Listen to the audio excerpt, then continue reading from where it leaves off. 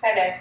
I wanted to shoot a quick video to just tell you all of the equipment that I enjoy for my home workouts and that are often a part of my online membership site. So you definitely don't need all of these things, but I just wanted to have one video showing you everything that I tend to use mostly and what you will find if you are in the membership site, the kind of things that I often use in the workouts. Okay, so first things are kettlebells. Obviously, kettlebells are a big part of my training practice, and there's a large section in the membership site that involve kettlebells. So there are two types generally. There is like the compact type standard bell, and then there's the sport style bell. Either one is fine if you have access. Most people probably find these ones around stores. I do love the sport style bell because they're all the same size, no matter what the weight is. They're just filled, and they're so that you learn to handle them the same, no matter what the weight is. They're all the same, and then you just get your little collection of them. They are a little bit pricier though, so some people will start with these ones. And then the benefit of these ones as well is that the handle shape is nice for some things, like say a goblet squat or a goblet hold position.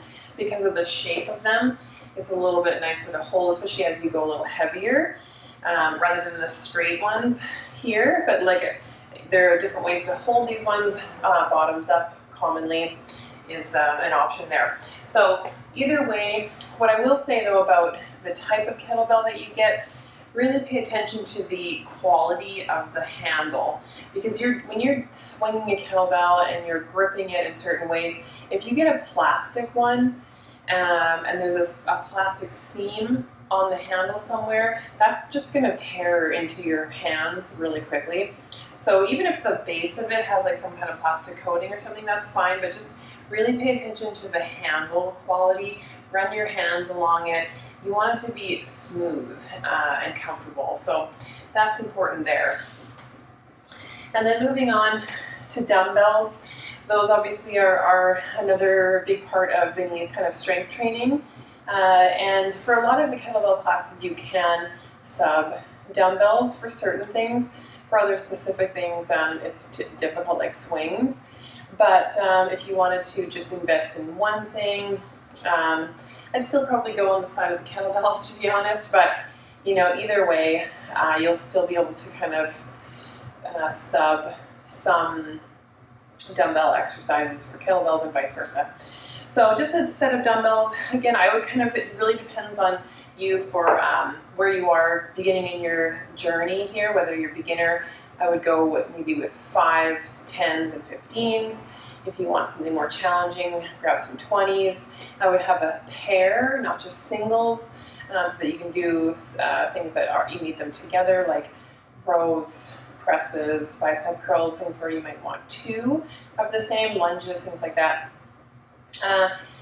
Okay, so those are the weights. Those are primarily what I use in my classes and in my own training. And then let's move to bands. So there's lots of different types of bands. So first we've got mini bands, and you'll see a few videos there as well in my membership site. And they're just really popular right now because of glute training. So there's two different kinds mainly. There's these smaller kind of rubber ones here, and you can get all sorts of different tensions. So usually you can buy them in like a set of 3 or 5, and they come with varying tensions, so really high tense to really easy. This is an easy one here, lots of give to it. And then there's cloth bands that have a little bit of rubber on the inside so they can stick to your clothes. And these ones can also usually be bought in sets of 3 with varying tensions. These are a little more comfortable, they're thicker, and so they don't kind of bunch up when you're wearing them, but they are definitely harder. So I would definitely find some that you can have a set of 3 where you can have a looser one and then tighter ones, because some exercises like a donkey kick or something with a really thick band, you barely will be able to move your leg very well. So, you know, just make sure you've got a variety, whichever ones that you decide to go with. And then there is the Theraband. So these are commonly found in like physio offices and used for therapeutic exercises. I love these for teaching some of my yoga classes. So you'll find those in some of them, and I definitely recommend something like that. So it's like some people call them like a ribbon band. They're nice and thin and wide. You can buy these again like I bought these in a roll because I use a lot of them for my classes, but you can buy them or even go to physio or some other place that might sell them in a roll, and you just get it cut to the length that you want. If you get something cut, I would recommend about 5 feet so that you have a lot of room and give to play with. And then these are also sold in sets. You can so everything that I'm talking about here, maybe not everything, but most of the things, I will link to areas or places that I have bought them on, usually online. I have no affiliation with any of the products. I'm just giving you information. And then there is, let's go to this one next. So these are another type of loop band. These are really great as well for various things. You can hook them onto posts or whatever you have at home.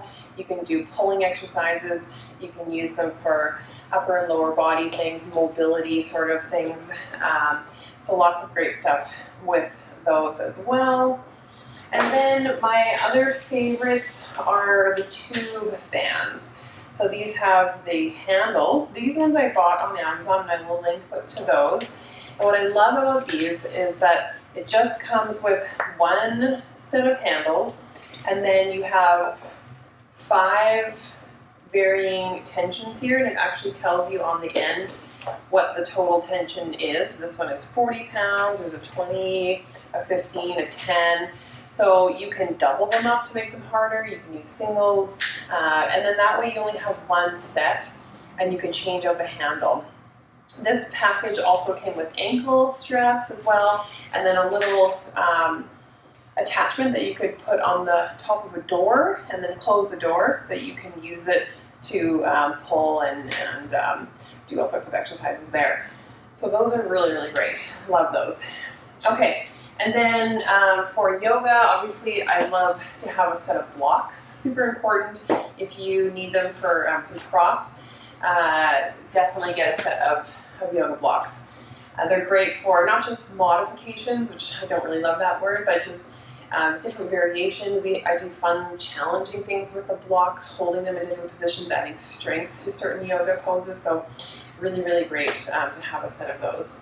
Another thing that I love to play around with is Pilates balls. So this is like a squishy little ball. You don't inflate it all the way, just a little bit. Again, I'll link to all that. I do have sections in my membership site where I use these for a lot of core training. So really great Pilates ball. And then another type obviously is just a stability ball, exercise ball. These are really fabulous for some core stuff as well. So I know a lot of people probably have these at home. This is one of the most common things that people have kicking around at home. So maybe dig that guy out and definitely can get a good workout there. And then the last thing I wanted to touch on is the self-myofascial release sort of tools. So I do have a section on foam rolling techniques, and often I'll throw some of these things into the beginning or end of a yoga class.